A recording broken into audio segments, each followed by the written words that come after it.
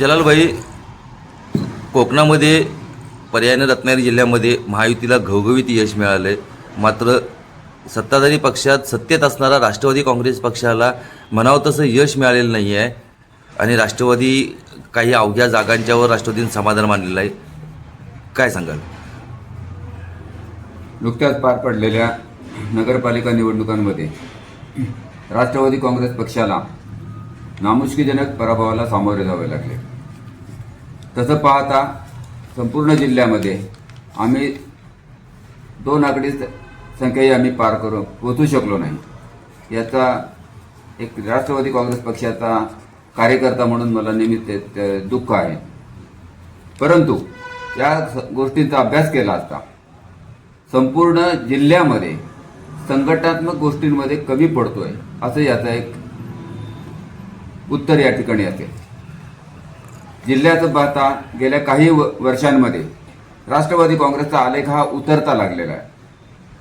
जिल्ह्यामध्ये असेल, उदाहरणार्थ मागची काही निवडणुका पाहता, लोकसभेची निवडणूक असेल, सन्माननीय तटकरे साहेबांना गुहागर विधानसभा आणि दापोली विधानसभा मिळून जवळजवळ 35,000च्या मताधिक्याने आम्ही मागे राहिलो. विधानसभेमध्ये उमेदवार आमचे नव्हते. तरीही आत्ताच्या झालेल्या नगरपालिका निवडणुकांमध्ये पाहता की ज्या पद्धतीने आम्ही मागे राहिलो, ज्या पद्धतीने आम्ही पराभवाला सामोरं जावं लागतंय, याचा अर्थ की ती संघटना या ठिकाणी तेवढ्या प्रकारे काम करत नसल्यामुळे किंवा संघटनेला कार्यरत न ठेवल्यामुळे हा पराभवाला सामोरं जावं लागतंय असं एक माझ्यासारख्या कार्यकर्त्याचं, माझ्यासह अनेक कार्यकर्त्यांचं या ठिकाणी मत आहे. खरं तर खेड नगर परिषदेच्या निवडणुकीमध्ये राष्ट्रवादी काँग्रेस पक्षाचे एकही वरिष्ठ नेते कुठे फिरकले नाहीत, कुठे प्रचारामध्ये दिसले नाहीत, सक्रिय दिसले नाहीत.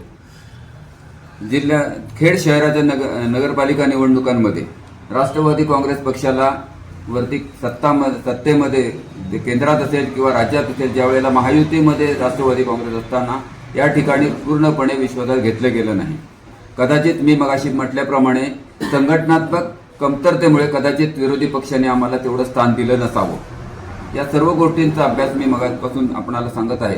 पूर्ण अभ्यास केला असता की आम्ही कुठेतरी संघटनात्मक गोष्टींमध्ये मागे पडतो, ही गोष्टही आम्ही नाकारून चालणार नाही. आणि संघटनेला चालना देणं हे संघटनेच्या नेतृत्वाचं काम असतं.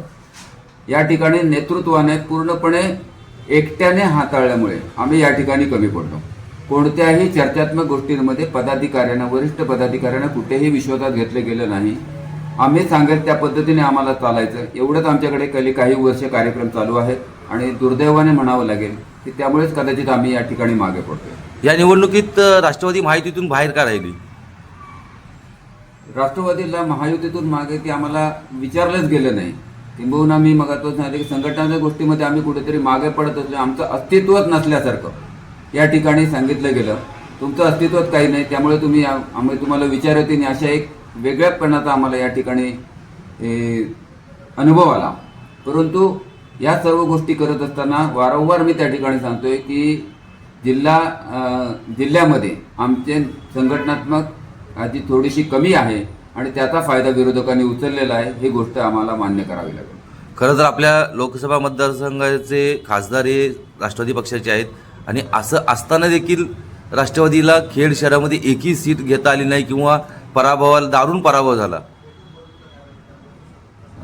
आपलं म्हणणं बरोबर आहे की महाराष्ट्र प्रदेश राष्ट्रवादी काँग्रेसचे अध्यक्ष आणि खासदार सन्माननीय तटकरे साहेब यांचा हा मतदारसंघ आहे. परंतु त्यांच्याच निवडणुकांमध्येही या ठिकाणी राष्ट्रवादी काँग्रेसला जवळजवळ रत्नागिरी जिल्ह्यात 35,000चं आम्ही मागे राहिलो. 35,000 हे मगाशीच मी आपणाला सांगितलेलं आहे. आणि त्याचप्रमाणे मी मुद्दामून आत्ता पुन्हा त्याच गोष्टीमध्ये येतोय की कुठेतरी संघटनात्मक आम्ही कमी पडतोय याची वारंवार माहिती किंवा याचा आम्ही वारंवार उल्लेख या ठिकाणी करतोय. तालुक्याचे असेल किंवा जिल्ह्याच्या कार्यक्रमांमध्ये नेहमी याचा उल्लेख केला जातो. परंतु संघटनात्मक गोष्टींकडे पूर्णपणे दुर्लक्ष केलं जातं इथल्या स्थानिकांकडून.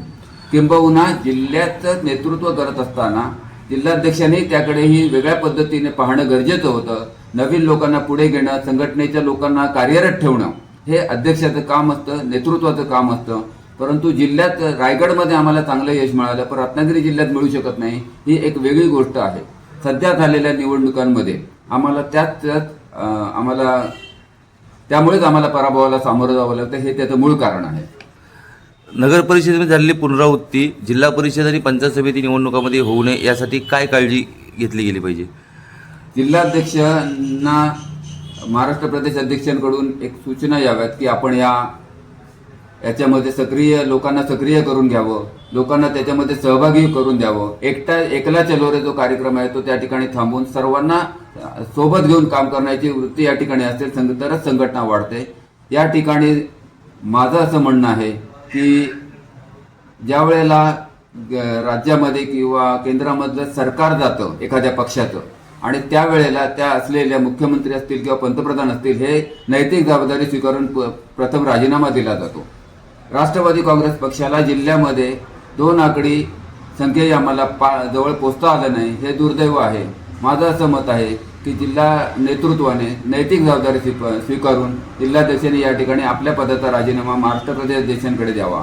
आणि त्याचसोबत महाराष्ट्र प्रदेश अध्यक्षांना मी सूचना किंवा करू शकत नाही, पण विनंती करेन की नवीन कोणीतरी तरुण नेतृत्वाकडे जिल्ह्याची सांभाळून द्यावी आणि नवीन कार्यकारिणी करून पुन्हा आपण योग्य प्रकारे काम करावं, असं एक त्यांना मी विनंती करेन.